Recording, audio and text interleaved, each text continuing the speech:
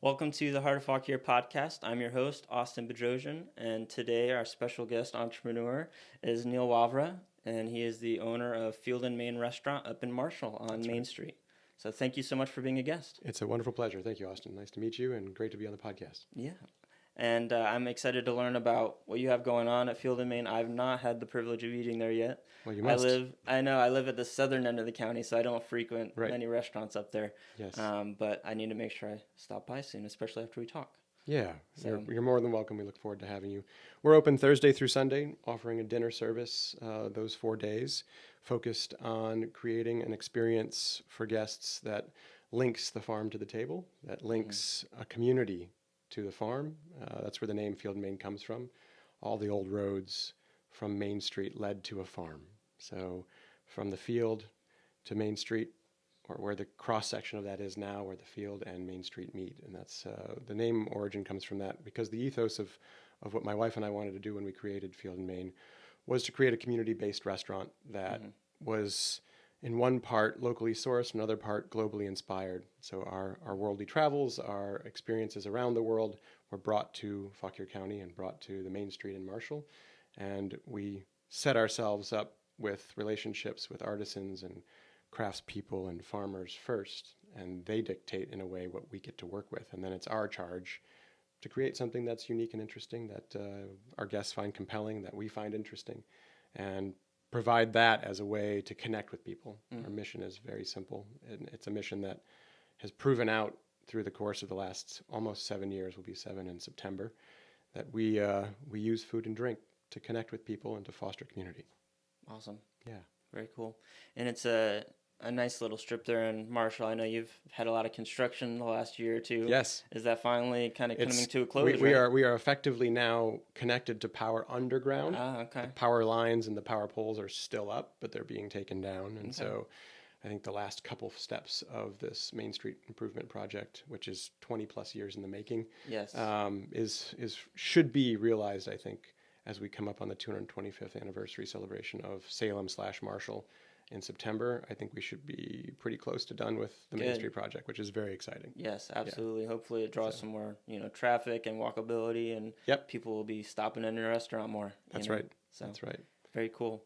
So you said you started almost 7 years ago, so congrats on that. Thank you. A lot of businesses don't last this long, so it's exciting to be still chugging along strong. In the restaurant world, you hear about 1 year is kind of a milestone if you've made it. 3 years is certainly a milestone. 5 years is a definite milestone. And once you've made it past that, you have a greater chance of success longer term, which is exciting. And it's by virtue of the fact that we have a really supportive community, and we understand that there's a linkage. There's to get kind of philosophical about it, there's this understanding in my idea of hospitality, which is that to have a guest, you have to have a host. To have a host, you have to have a guest. And they're one and the same. And once the exchange of hospitality occurs, you have a need for each other and a role to play. And we've been doing that for 7 years, and the community has supported us. Wonderful case in point being the COVID experience, where people rallied around us, and we certainly rallied to try to provide whatever we could by way of food service and hospitality for the community. And more recently, a fantastic experience with winning the top burger in I saw that in Northern Virginia, which is it floored us. I mean, we didn't put our name in the hat, so to speak. It was just we were selected for this and a number of other burgers, and we beat Five Guys, and we beat other really worthy burgers around the region who focus on just making burgers. And our community was constantly telling us, I voted 4 times today. I voted for this. I voted for this. And so I'm excited about it. And that kind of support means the world and makes it possible to be open for 7 years and hopefully longer. Right. Yeah, and that's so cool because, some of these big chain places that are known for their burgers are these places that are big in, I don't know, like Alexandria, Fairfax, where they get tons of traffic, more than we get. For sure. For you to have that support and love was pretty cool. It was amazing. It was amazing. Yeah. So that's probably what I'm going to get when I stop by. You for sure have to try one of those, yes. Yeah. Well, we'll be open on Wednesday. I'm not sure when this podcast will go live, but we'll be open to give back a little bit. So we'll do a little pop-up on Wednesday, and all the proceeds will go to the Fauquier Food Bank, which is important to us and expands our footprint relative to the people we can reach. And so not all of our guests have to come through our door. And that's really the amazing part about what we learned during COVID is that my kind of traditional model understanding was that I would try to get people to come to the restaurant and experience the restaurant in it. And COVID eliminated that for a period of time, although we never stopped serving. We served outside or we served to-go food, and people took our food home. And beyond that, they shared that food with other people, and we were able to donate some of that food to other people. And so that really helped me reframe the understanding of what we could do as a restaurant in the community, where we don't necessarily have to feed everybody on site.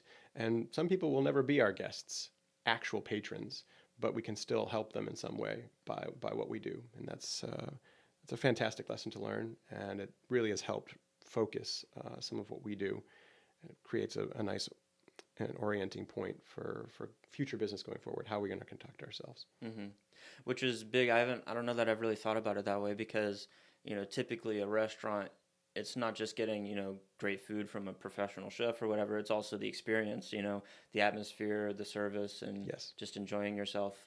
And it's it's definitely put a twist on it with COVID, that not everybody is there for the experience always. It's still obviously a focus, but to have other options of, hey, here's your takeout, and it's still the great food, and you didn't have to make it, but you don't have to stay here. So. Right. I mean, I relish, and that's part of why I do what I do. I love that experience part. Mm-hmm. That's the joy for me in welcoming someone and then creating an experience that they find memorable and find that worthy enough to then hopefully come back and continue to build on that experience. Not to replicate it, because you can't replicate an experience, but you can definitely build on it. And we have guests that have dined with us dozens of times. We have a couple of guests that dined with us hundreds of times, which is amazing. A couple of guests have dined over 300 times, which is just remarkable. That's cool.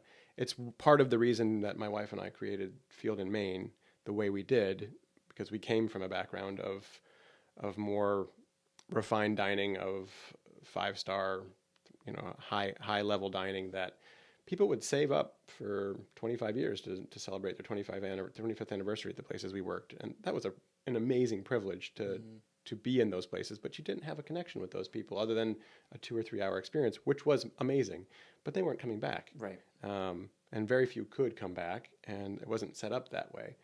And so we were looking for a place that, as we rooted into a place to live ourselves and to raise our family, we wanted to have a connection more with the community. And so Field & Main was built that way, very intentionally, more relaxed.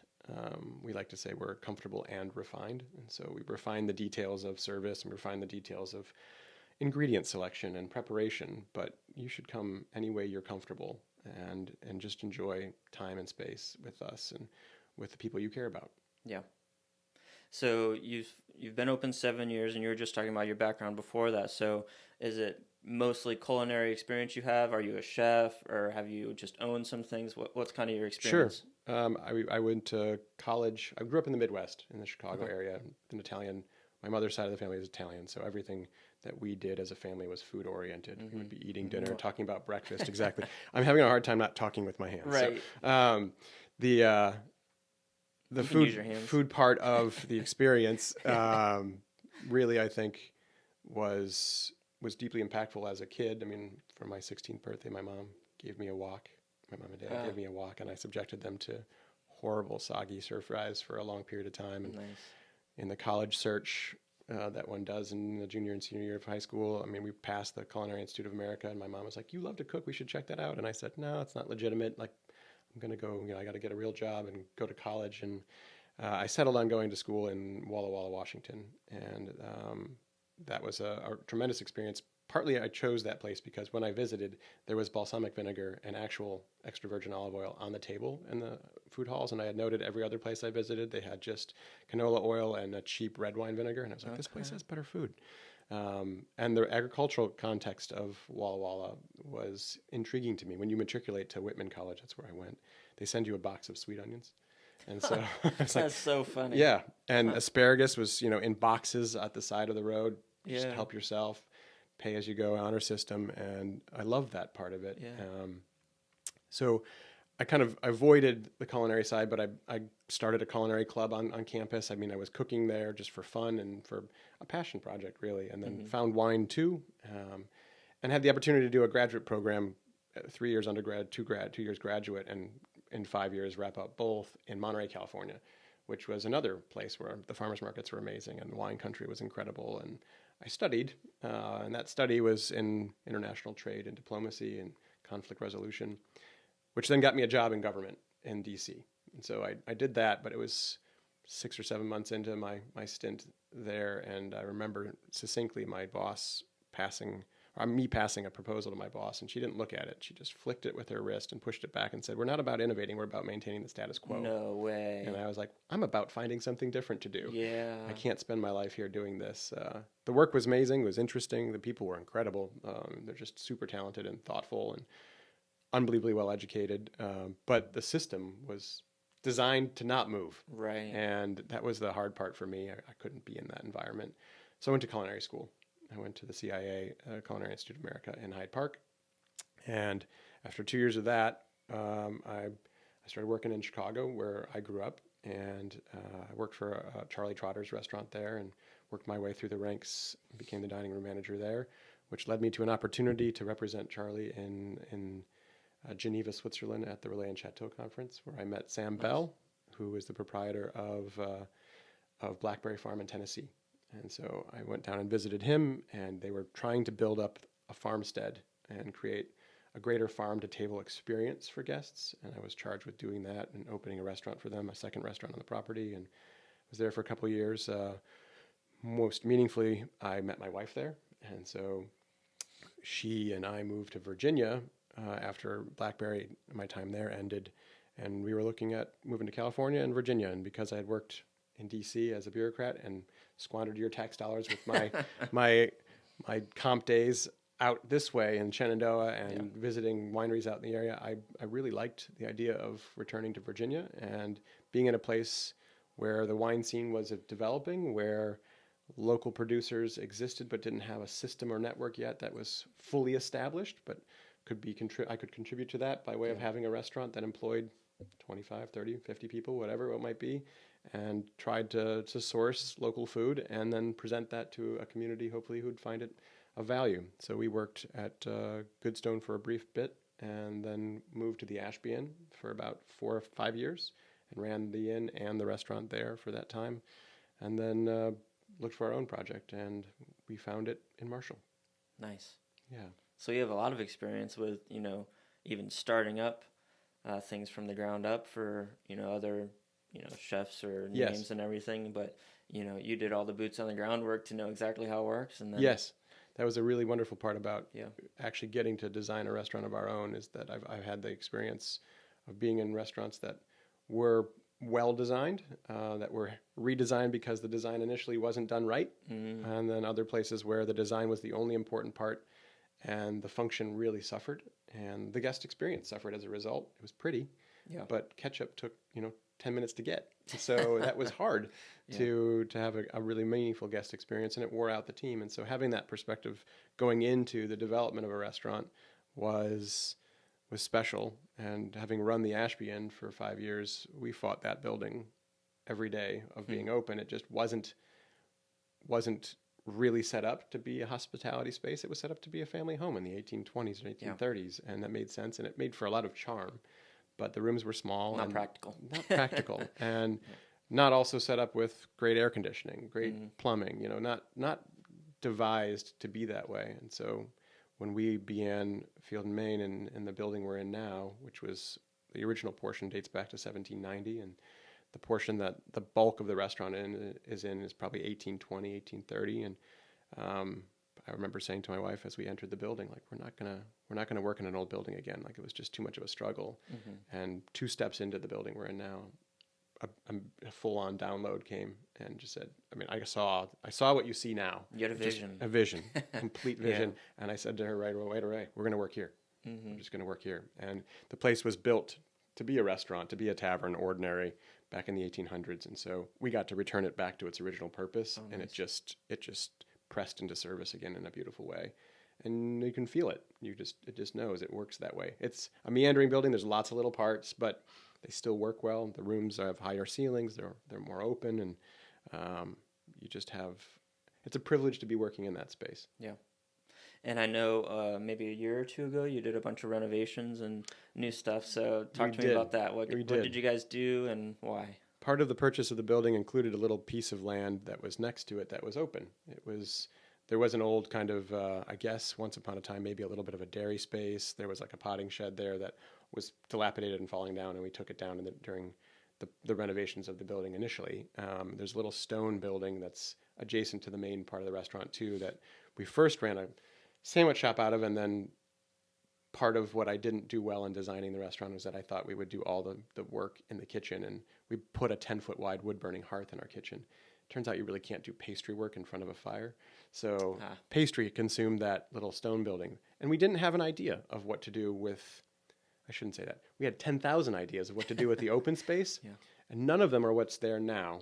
COVID presented us with a real opportunity to figure out a solution for what we needed during the time, but also build something that would be much more long-term. So my wife and I and kids, we took a vacation during 2020, a little camping vacation, because there weren't options. Not much else was open. And we road trip to Colorado, and then on the way back, we intentionally stopped at as many restaurants as we could that were like us, small family-run spaces and community spots. And I just remember, I mean, it was clear, like COVID hadn't hit as heavy out there yet, and no one was sitting inside. And they were allowed to be inside still there, and people hadn't taken advantage of that. And they were willing to sit on the street, like with cars going by, rather than sitting in a beautiful space inside. And so I came back and I thought, I've got to do something that gives me an option here. I don't love outdoor dining. Guests don't have a lot of comfort level with outdoor dining as much as they say they love it. If there's a fly, if it's too sweaty, if it's too hot, if it's too cold. You get the complaint. I get the complaint. I'm supposed to control that. Yep. So we came back and I started looking at that space, and I figured I could put 7 platforms out. And there were limited materials at the time, so we started thinking about what materials would dictate the design.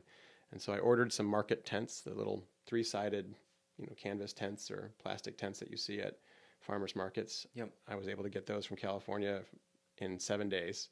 And our contractor, George Diaz, who's spectacular and has been part of our story from the beginning, built 7 platforms within those 7 days. And we had then 7 individual dining spaces that guests could come into outdoor. And we hung a little light, strung some lights on them and made them look, functional.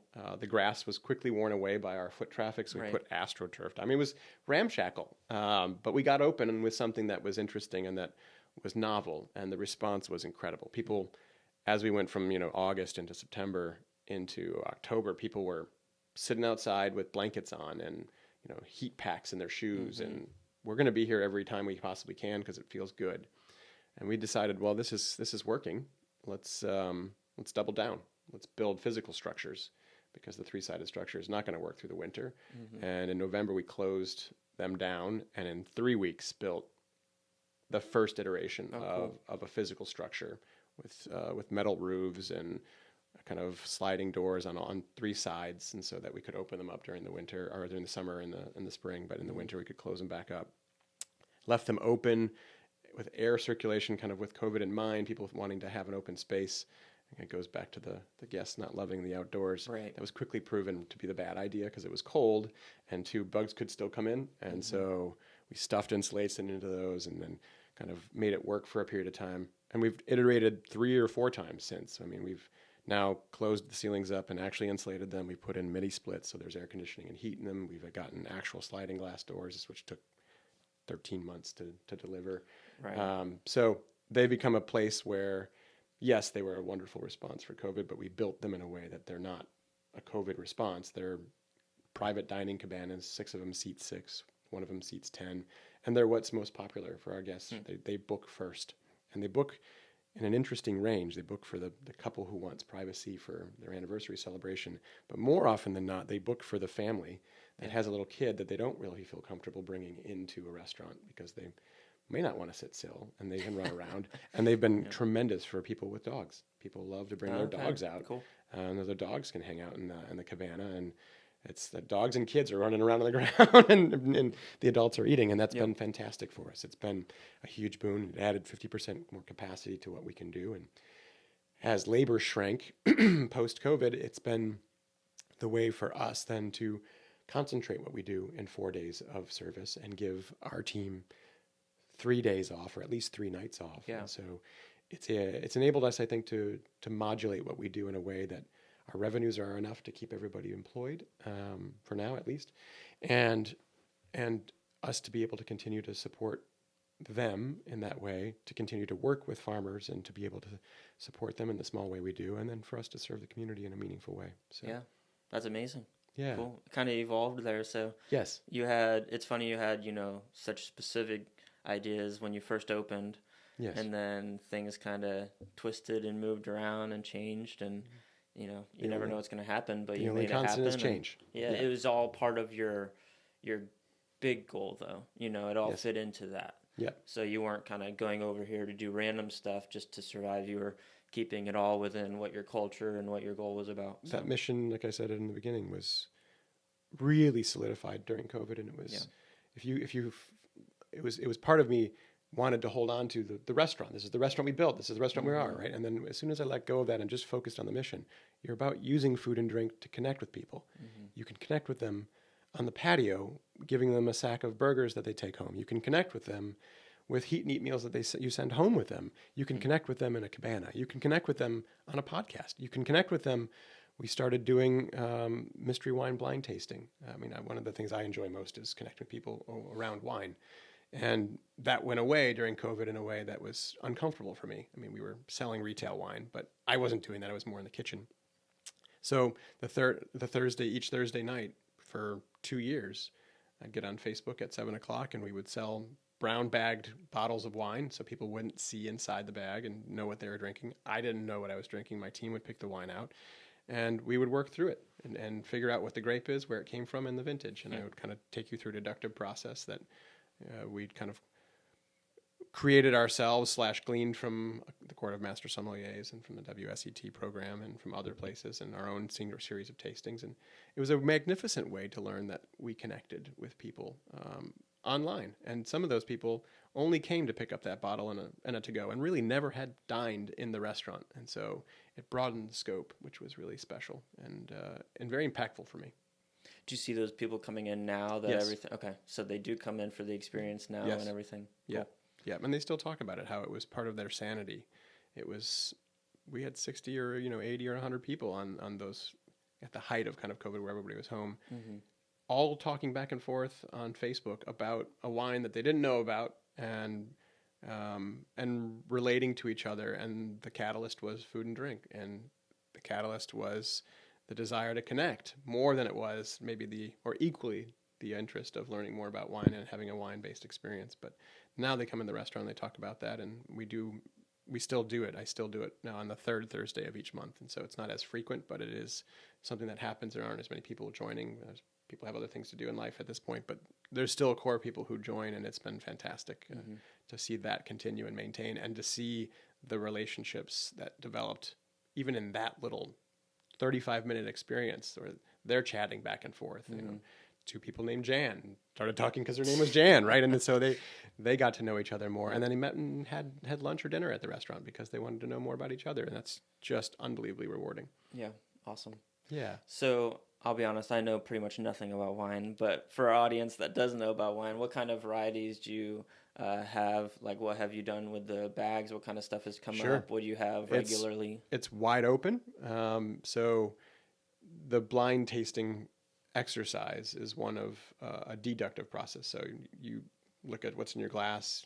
You can learn a lot by just the appearance of wine, and then you smell it, and you can learn more about this from the smell, and then you reference that, all the things you've just observed in both of those areas with what you taste, and begin to chip things away. So anything in the world of wine is open and available, and we've had wine that's California Chardonnay and relatively easy to ascertain what it is.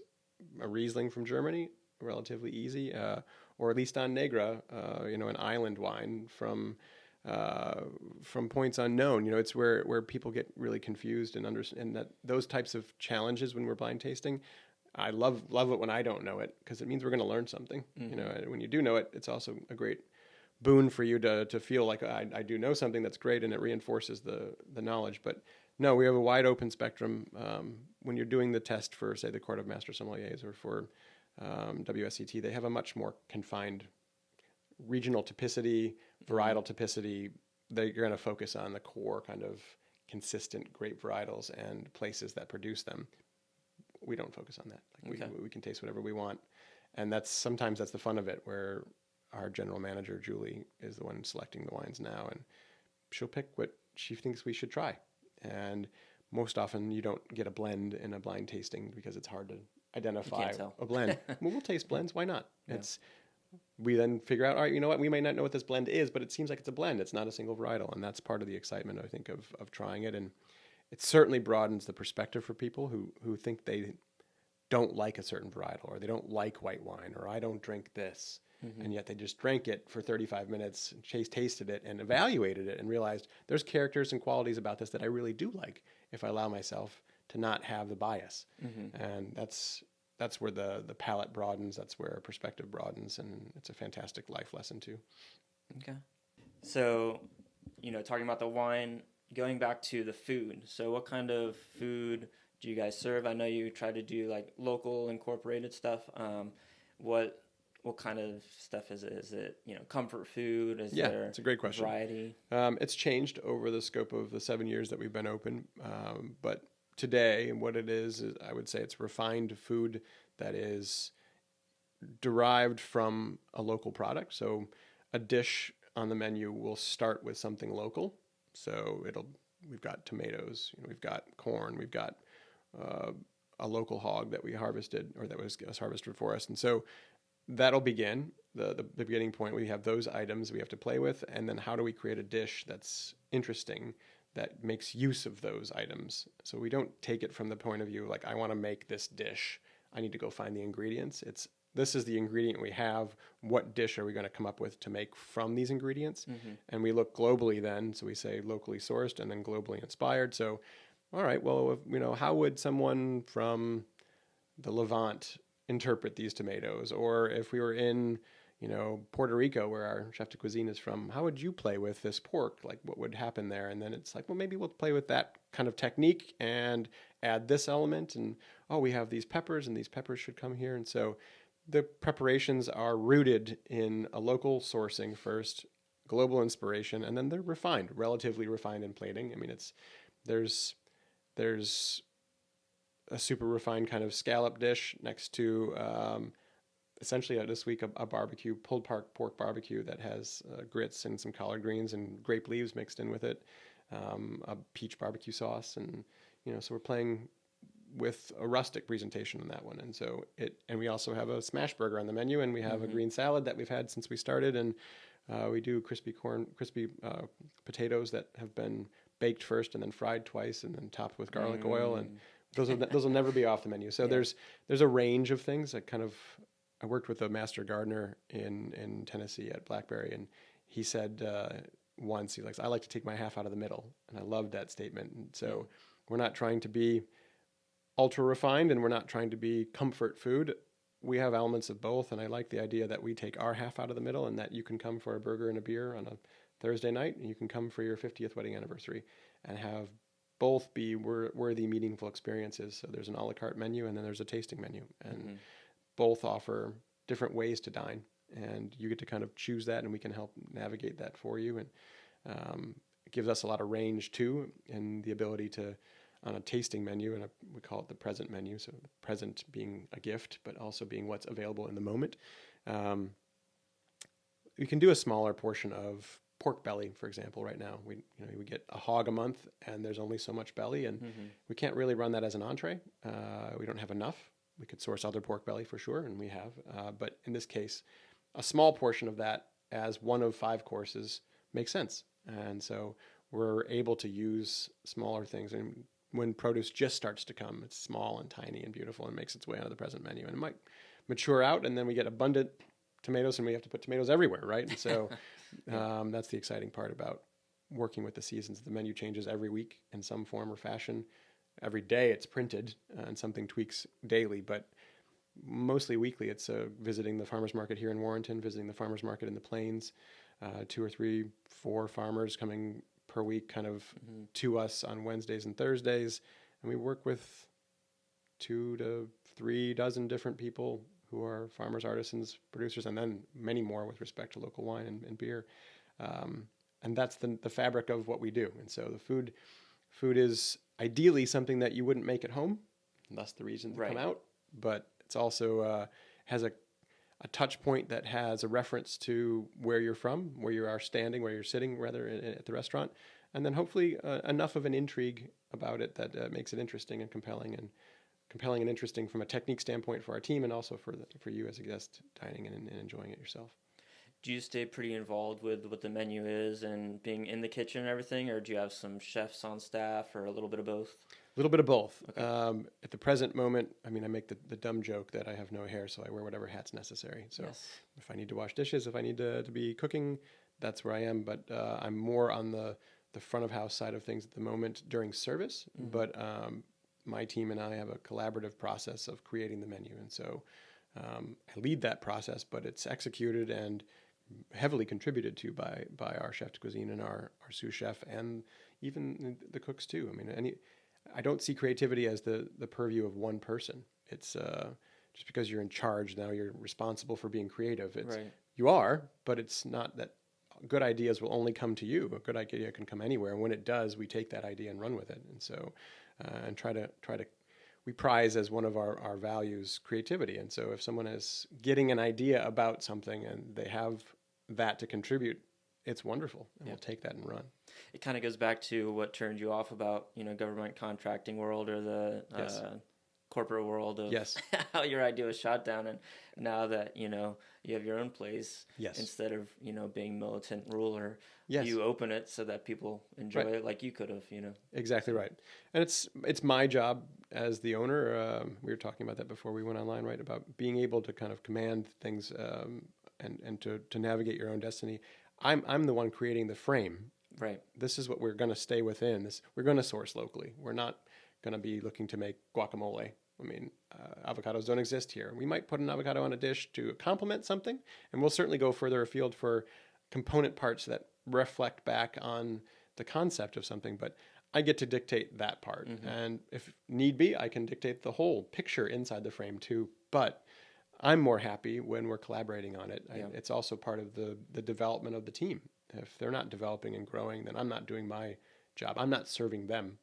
If they're just there to be automatrons that help me realize what I do, I don't find the fulfillment in it, and I'm not being the hospitality person that I wish to be. My practice of hospitality isn't dictated by just being the person who does it all. I've done some of that before, and as you have a family too, or as I developed and had a family, I realized that, gosh, if everything's predicated on me being there, I can't be at home. Mm-hmm. And so that helps frame the idea that I should be building up these people, and they should be contributing. And as they contribute, they gain information, knowledge, experience that will help them continue to be better contributors for us, hopefully, long-term and forever, but also for something they can take to the next position and next role they go to. Yeah.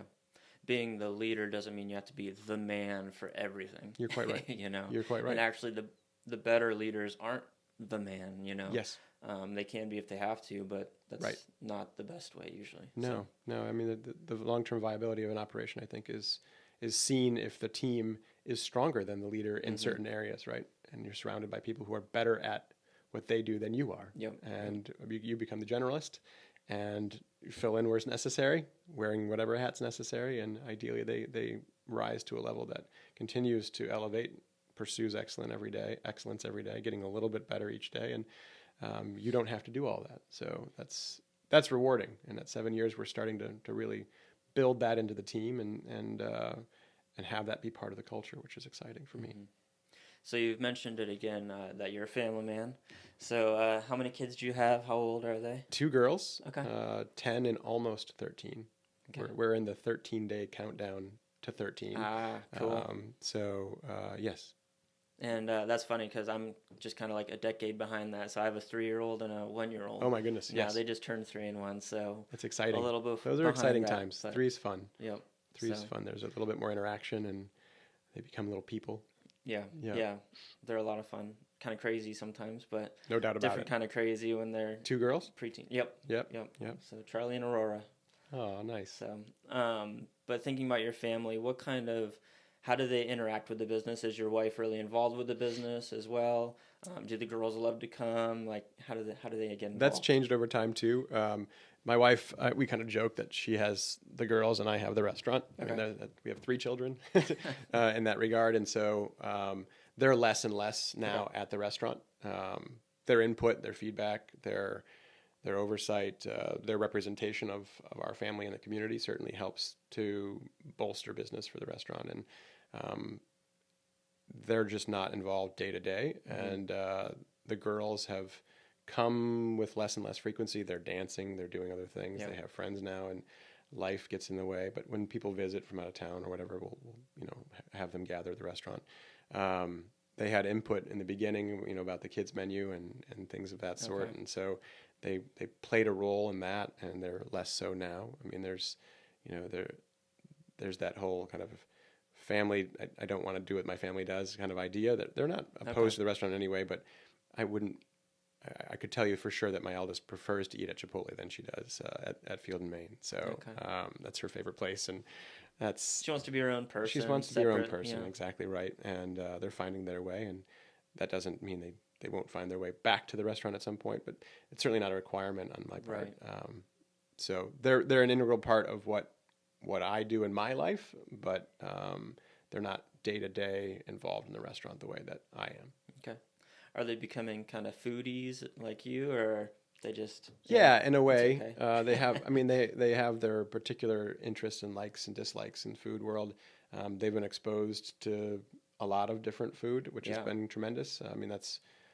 I haven't stopped that from being a kid. Like everything that I do outside of work is really pretty much food related too. So especially when we travel, it's about what restaurant we're going to visit and where we're going to go. And they're finding their way where one's sort of vegetarian, one doesn't like cheese. So there's things that you have to avoid and kind of work their way around. But they enjoy food and have a level of expectation about food. Mm-hmm. Yeah. Okay. Yeah. Cool.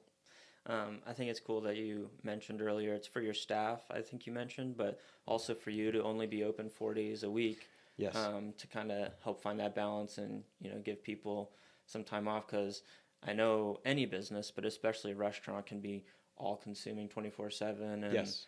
You could find yourself there all the time. So I think that's pretty cool that you've done that. We do. I mean, it's still, so for the leadership team, we're there 5 days a week.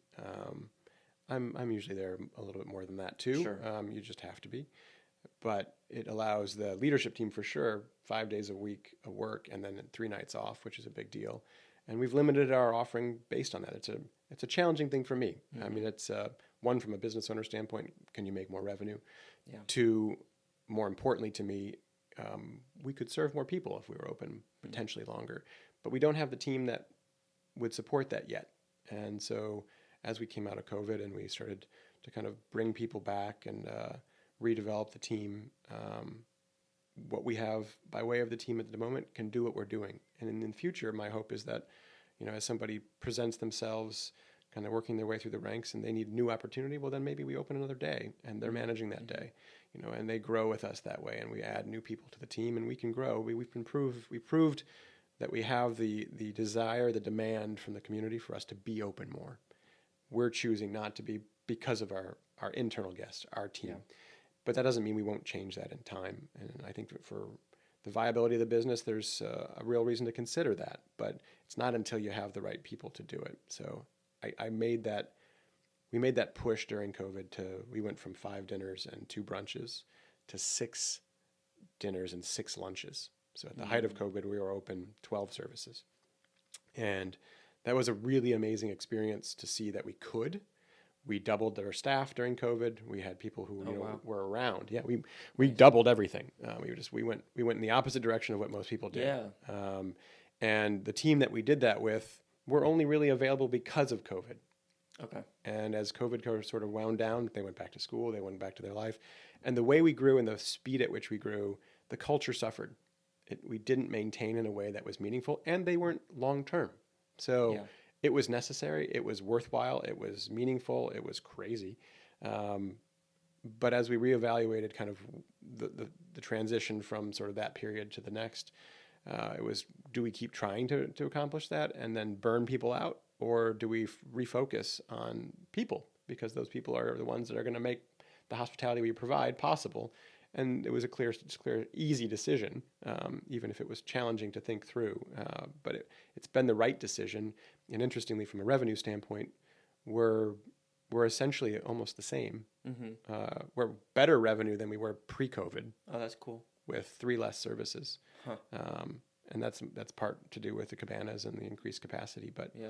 So we're in a good place that way. And like I said, there's plenty of room to grow and develop more in time. And that's from my standpoint also a great thing for our team then, where they do have opportunities. When you bring an 18-year-old on and he's really going to be committed to trying to be in the hospitality realm for his career, he doesn't just have to wash dishes and then leave. Like he can wash dishes and then learn how to prep food, and then learn from prep to how to work the line, and from the line, if he's got leadership capabilities, he'll learn how to become a sous chef, and then there will be other days to open. And so that's the exciting part about what and where we are now. Yeah, and then later when he's a chef or has his own place, he can look back and be like, I remember working with Neal in Field and Main, and yes, that was a huge part of my life. Exactly right. Yeah. So you've already started touching on it, so I don't know if you'll have much to add, but as a last question, kind of before we close, what kind of ideas or visions do you have about the future of the restaurant? Anything you want to do that's in the works? I know you always have ideas and you can only share so much, but sure. Yeah, absolutely. I mean, I think we just had our all team meeting. We have one every month where we gather the team together, and the message of that meeting was kind of reorienting and talking about where we're headed next. And for the foreseeable future, it's to try to realize that goal of perhaps opening more, but about refining more of what we're doing now. Mm-hmm. So just getting better at what we're doing now, being more efficient, developing the young team that we have, and having them build their skills and their knowledge and their empathic capability, and develop. We talk about what we do as a practice, the hospitality practice. And so each person having a hospitality practice and developing that and using it to connect with people. And so I think for the time being, that's the focus. I mean, and then there's that runway of can we get people to emerge and grow? And as they do, can we develop new opportunities for them within the context of the restaurant, and continue to support the idea of